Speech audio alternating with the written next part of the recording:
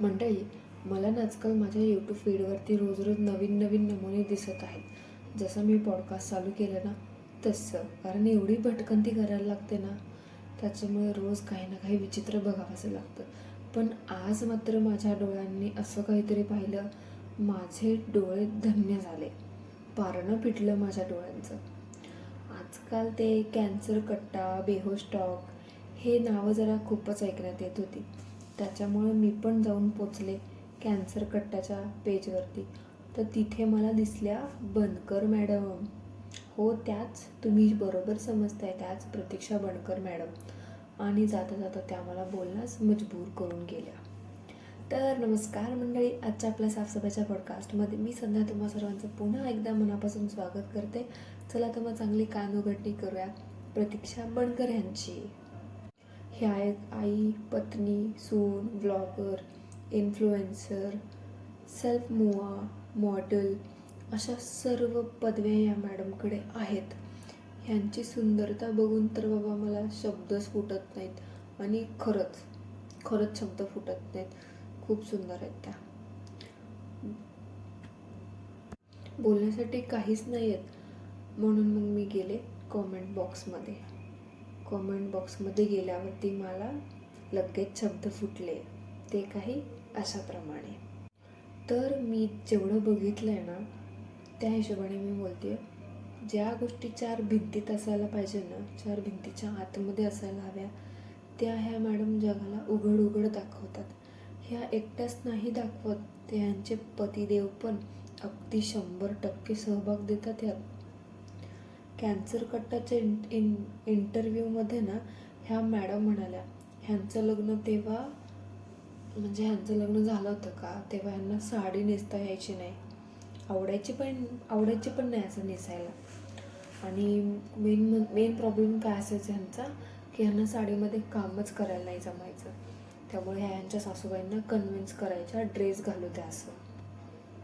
सासूबाई बोलायच्या, नाही आमच्या इकडे साडीच नेसतात. ते ह्यांनी सासूबाईंना सांगितले साडीचे डिसॲडव्हान्टेजेस, जसं की मागचं पुढचं गळा, पाठ, पोट वगैरे दिसतं, अनकम्फर्टेबल वाटतं, काम वगैरे नाही करता यायचं, तर त्या साडीकडे लक्ष द्यायला लागतं, मला ड्रेस घालू द्या. मग हळूहळू सासूबाई ह्या गोष्टीला कन्व्हिन्स झाल्या आणि दिली परमिशन ड्रेस घालायला. मेन गोष्ट आता इथून सुरू होते, लक्ष देऊन ऐका. मॅडमला तर दिली ड्रेस घालायला परमिशन, पण आता मॅडमची हिपोक्रेसी ना इथंच दिसते. तुम्हाला तर साडी नेसायला आवडायची नाही, साडीमध्ये सगळं अंग दिसायचं, म्हणे तुम्हाला अनकम्फर्टेबल वाटायचं, पण आता तर तुमचा सगळा कॉन्टेंट साडीवरच आहे. मी इथे एक अपॉलॉजी करते तुमची. म्हणजे जर समजा मी कोणाच्या इथे, मला म्हणजे एक लिटरली मराठी भाषेतच बोलण्याचा प्रयत्न करेल, माफ करा. इथे मी कोणत्याही सांस्कृतिक पेहरावाला नावं ठेवत नाही, किंवा मी असं कुठल्याही सांस्कृतिक पेहराव जो आहे ना त्याच्याशी रिलेटेड कोणाच्याही भावना दुखवत नाही आहे. अगर दुखावल्या जात असेल तर मी मनापासून त्यांची क्षमा मागू इच्छिते. हां, तर ह्या बाईची हिपोक्रेसी कशी, की ही बोलते मला साडीवर काम करता नाही यायचं, पण आता यांचा सगळा कॉन्टेंट साडीवरतीच आहे. तर सांगण्याचं तात्पर्य एवढंच आहे की तुम्ही काय सांगण्याचा प्रयत्न करताय हे तरी, म्हणजे ॲटलिस्ट काय बोलताय हे तरी कळतंय का तुम्हाला? प्रत्येक स्त्रीला अधिकार आहे, तुम्हाला आवडेल ते कपडे घाला. मी पण एक मुलगी आहे, मी पण मला पाहिजे ते कपडे घालते, मला जसे आवडेल जसं कम्फर्टेबल वाटेल मी घालते, मला याच्यावर काहीच ऑब्जेक्शन नाही. पण एकीकडे तुम्ही असं आपल्या फॅमिलीला कन्व्हिन्स करता ड्रेस घालण्यासाठी, मेन म्हणजे सासूबाईंना कन्व्हिन्स करता की, आणि त्यांना सांगता की साडी कशी अनकम्फर्टेबल आहे, साडीचे डिसॲडव्हान्टेजेस सांगून देता, आणि दुसरीकडे तीच साडी नेसून मुद्दाम पोट, पाठ, गळा, कंबर ह्या सगळ्या गोष्टी उघडं करून पार त्याच्यावर 4-4 वेळा झूम करून दाखवता. काय म्हणजे, मी तर 2 मिनटासाठी माझे शब्द अडखळत आहेत, मला बोलायला पण हे सगळं नको वाटते. तुम्हाला हे करायला कसं काय नाही वाटत? मुळात म्हणजे तुम्ही काय बोलता, काय करताय, किंवा पास्टमध्ये तुम्ही काय बोलून गेल्या, ह्या गोष्टीशी तरी तुम्ही रिलेट करताय का? आत्ताची तुमची ॲक्शन्स आणि तुमचे वर्ड्स ह्या गोष्टी कुठेतरी मिसमॅच होत आहेत असं नाही वाटत का तुम्हाला बनकर मॅडम? आणि ते काय म्हणे, नातेवाईक नावं ठेवतात, आम्हाला आवडत नाही, आमच्या घरात असं जमत नाही. हे सुरुवातीचे डायलॉग त्या इंटरव्ह्यूमधले हे फक्त नावापुरतेच आहेत का? हे फक्त बोलण्यासाठीच आहेत का? आणि तुम्ही स्वतः बोलल्या की मी अजूनसुद्धा कधी माझ्या सासरच्या मंडळींना आवडत नाही म्हणून त्यांच्यासमोर कधीच dresses, one piece, jeans, tops वगैरे घालत नाही, साडीच नेसते. आता ह्या मॅडमनी असं बोलून स्वतःवरतीच कॉन्ट्रोवर्सी उडवून घेतली. ते कसं मी सांगते. तुम्ही आत्ता जे व्हिडिओ रील्स वगैरे बनवता हे सगळं तुम्ही ह्याच कपड्यांमध्ये बनवता ना, त्यामध्ये तुम्ही अगदी दाखवता, ते तर दाखवताच हो, पण ड्रेसेस, जीन्स, क्रॉप टॉप्स वगैरे वगैरे घालताच ना. मग तुमची सासरची मंडळी हे बघत नाही का? अजून पण ते त्या 2GB जमान्यात जगतायत, ज्यांच्याकडे तेव्हा लँडलाईन, का अजून पण ते लँडलाईनच वापरतात का? त्यांच्याकडे अजून पण नोकियाचा तो टिडिडिंग टिंग टिडिडिंग टिंग टिडिडिंग टिंग टिंग असा वाला मोबाईल आहे. मला त्या मोबाईलचं नाव नाही आठवत, मला फक्त रिंगटोन आठवते म्हणून मी तुम्हाला ऐकवून दाखवली. म्हणजे तुम्हाला त्यांच्यासमोर वेगळे कपडे घालून जायची काय गरज आहे? गरजच नाही आहे. इंटरनेटवरती बघा, असं समोरासमोर बघणं आणि हे असं बघणं याच्यात काय वेगळं आहे? म्हणजे त्यांच्यासमोर असं स्वतः कपडे घालून जाणं आणि व्हिडिओ दाखवणं ह्याच्यामध्ये काय वेगवेगळा फरक दिसतो का? काय हे मला नाही कळलं बाबा. हे प्लीज एक्सप्लेन मी, तुम्हाला नेमकं काय म्हणायचं आहे याच्यामध्ये. आणि मला एक सांगा बनकर काकू, तुमच्या आजूबाजूला सासरी नातेवाईकांमध्ये ते 4 लोक नाही आहेत का हो? ते 4 मावश्या बसलेल्या असतात, ज्या 4 आजूबाजूच्या काकू असतात, ज्या चाय पे चर्चा करतात किंवा घराकडे कोणी आलं की असे कान लावून बसलेले असतात. अरे आली आली, सुनबाई आली, जाऊबाई आली, ही कॉलेजातून आली, यांची पोरगी इकडं गेली. हे असल्या काका काकू तुमच्या घरामध्ये किंवा आजूबाजूच्या परिसरात नाही आहेत का? तुमच्या घरापर्यंत खबरी पोचवणारे माझ्या इथे तर आहेत बाबा.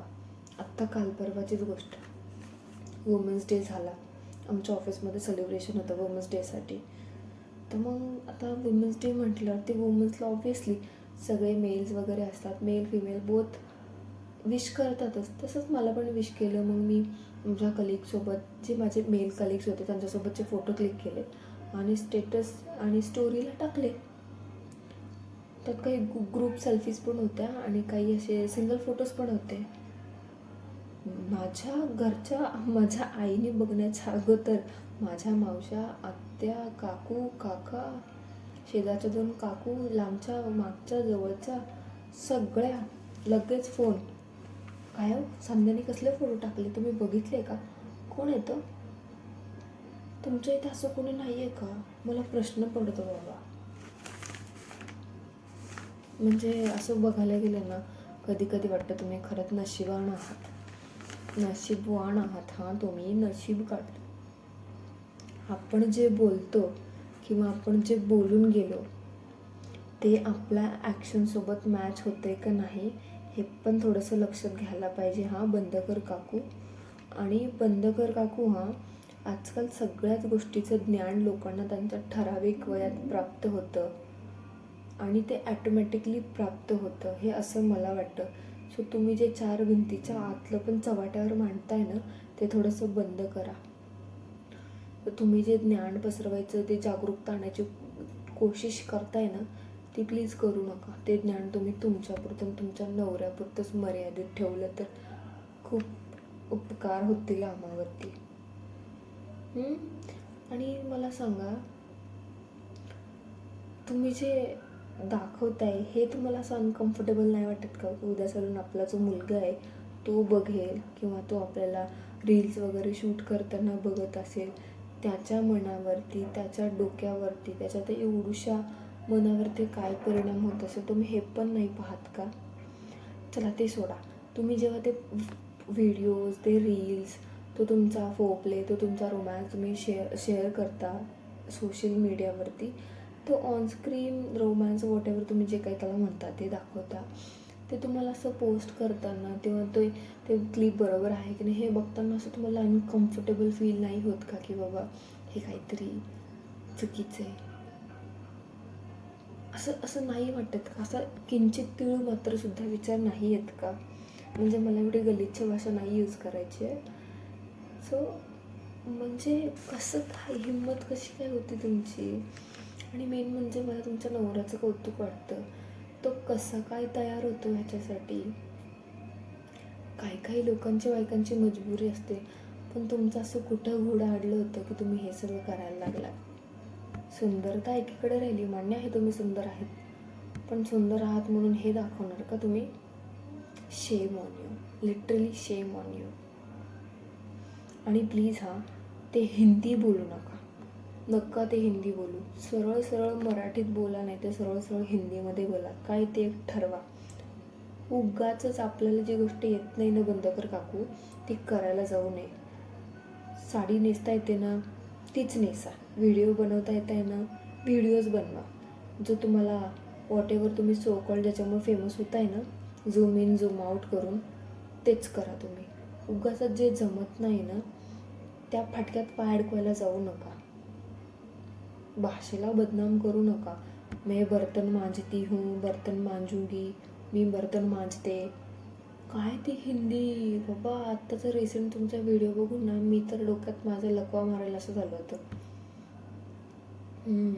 तर एवढंच म्हणायचं की प्लीज मराठी नाही तर हिंदी एक काहीतरी चूज करा. आता तुम्ही म्हणाल्या, आता ऑडियन्स म्हणेल, अंधभक्त म्हणतील की हिला तर चांगली हिंदी येते, चांगली तर बोलते, तुझ्या काय पोटात दुखते. तर माझ्या काही पोटात दुखत नाही. तुम्हाला याची हिंदीच बघायची असेल ना तर यांचे लव्ह स्टोरीचे पार्ट बघा. धडधडीत मॅडमचे हिंदीचे किती वांदे आहेत ना ते कळत आहेत. सो एकतर मराठी नाही तर एकतर हिंदी. उगाच ते दोघांचं भजन करू नकोस. आणि आत्ताची ताजी गोष्ट, आता काल ह्यांनी ना क्रॅब करीवरती एक व्लॉग बनवला होता. खेकड्याच्या कालवणावरती एक व्लॉग बनवला. त्याचं थंबनेल असं होतं, विशालच्या हातची करी खाणार, क्रॅब करी खाणार. त्यांना कॉमेंट्स आल्या होत्या की तू तर व्हेजिटेरियन आहेस आणि आत्ता तू खेकडे कसे काय खाते. म्हणजे ह्यांना अगोदर ह्यांनी बऱ्याच वेळा सांगितलेलं की ह्या व्हेजिटेरियन आहेत, ह्या नॉनव्हेज वगैरे खात नाहीत. आणि आज ह्यांनी थंबनेल असं टाकलं की म्हणजे असं बरोबर म्हणजे त्याच्यावरतून असं लक्षात येतं की विशालने आज म्हणजे करी बनवली आणि ही ती करी खाणार आहे. तर त्या कॉमेंट्समध्ये त्या लोकांच्या प्रश्नांची उत्तरं देताना हिने कधी काय जोशमध्ये बोलून गेली आहे ना, ही विसरून गेली. त्यामुळे ही थंबनेलमध्ये चुकून खरं बोलून माती खाऊन गेली. मंडळी, असं किती वेळा तरी खोटं बोललेलं माणसांनी किती खोटं म्हणून लक्षात ठेवायचं की बाबा हो त्या इंटरव्ह्यूमध्ये हे असं मी खोटं बोलले होते, त्या व्लॉगमध्ये मी हे असं खोटं बोलले होते. खोटं ते खोटंच असतं आणि ते तोंडावरती दिसतंच आणि खरं ते खरंच असतं. जशा ह्यांनी खोटं बोलल्या की ह्या व्हेजिटेरियन आहेत, त्याच्यामुळे आज म्हणाल्या खरं बोलून गेल्या, विशालच्या हातची क्रॅब करी मी खाणार. तर त्या कमेंटला ह्यांनी रिप्लाय दिला, ते पण कव्हरअप करत. तर कव्हरअप ह्यांनी कसं केलं की मी नाही खात करी, मी खेकडे वगैरे काही खात नाही, मी व्हेजिटेरियनच आहे, पण माझ्या घरात जे बाकीचे लोक आहेत का ते खातील क्रॅब करी, म्हणून मी टाकलं की विशालच्या हातची क्रॅब करी खाणार. सो बंदकर काकू, कव्हरअप करण्याची वेळ येईल ना एवढं खोटं बोलायचंच नाही. नाहीतर मग खरंच सांगून टाकायचं की आम्ही असं आहोत नाही तर तसं आहोत. खरं बोलायचं, नाहीतर मग हे असं माणूस फसतं. आणि जाता अजून एक गोष्ट, तुम्ही लक्ष दिलात ना तर मंडळी मला असं वाटतंय तुम्ही थोडंसं लक्ष देऊन बघा. काकू तुमच्यासाठी पहिली लाईन होती, तुम्ही लक्ष दिलात ना, तुम्ही पण ऐकत असाल तर हा व्हिडिओ, हे शेवटच्या 4 लाईन फक्त बंदकर काकू तुमच्यासाठी आहेत. मी तर क्रॅबची करी म्हणजे ते खेकड्यांचं कालवण वगैरे जे काय असतं ना, मला नाही माहीत त्याला भाजी वगैरे काय म्हणतात की नाही, पण मी खाल्लं, मी कधी बनवलं नाही. सो मला नाही माहिती एक्झॅक्टली काय बोलतात ते मला सांगा. ते जे काही असतं खेकड्याचं ते मला तुमच्या ब्लॉगमधलं तसं फाटल्यागत का दिसत होतं. म्हणजे मी जिथं खाल्ली आहे ना, किंवा मी जेवढ्या वेळा खाल्ली आहे ना, बनवली तर नाही मी स्वतः कधी, त्यामुळे मला एक्झॅक्टली नाही माहिती, पण खाल्ली आहे नक्की माझ्या एका मैत्रिणीच्या घरी. तर तिची करी अशी दिसायला छान, अशी ती ग्रेव्ही थोडंसं म्हणजे मस्त होती ती. पण तुमची कढी बघते ना मी, मला असं वाटतंय ती फाटल्यासारखी. म्हणजे आपली कढी बनवल्यावर कशी फाटते, त्यात बेसन पीठ न घालता ती कढी बनवली, म्हणजे जी नवीन नवीन स्वयंपाक बनवणारे मुलगा मुलगी असेल ते दही न घालता कसं बिना दह्याचीच कढी बनवतात, मग ती कढी फाटते. तसं मला वाटतं ह्यांची ती क्रॅब करी काहीतरी फाटल्यासारखी दिसते. मंडळी, तुम्हाला कोणाला माहीत असेल ह्याच्याबद्दल तर मला कॉमेंट्समध्ये नक्की सांगा की लोचा नेमका कोणाकडे, त्याच्याकडे का माझ्याकडे. मलाच माहीत नसेल तर ॲटलिस्ट मी थोडंसं माझं खेकड्यांच्या बाबतीतलं ज्ञान थोडंसं इम्प्रूव्ह करेल तुमच्या मदतीने. So let me know in the comments box. आणि ह्याच्यावरती तेच तुमचं म्हणणं काय आहे मला नक्की सांगा. व्हिडिओ कसा वाटला हे सुद्धा नक्की सांगा. तर चला तर मंडळी, भेटूया पुन्हा एकदा एका नवीन पॉडकास्टसोबत. तोपर्यंत सर्वांनी आजूबाजूला लक्ष ठेवा, कोण घाण पसरवत आहे. मी इथेच आहे साफसफाईसाठी. चला तर मग हा व्हिडिओ इथे संपला असं मी जाहीर करते. तोपर्यंत सर्वांनी काय करायचं ते करा. धन्यवाद. थँक्यू.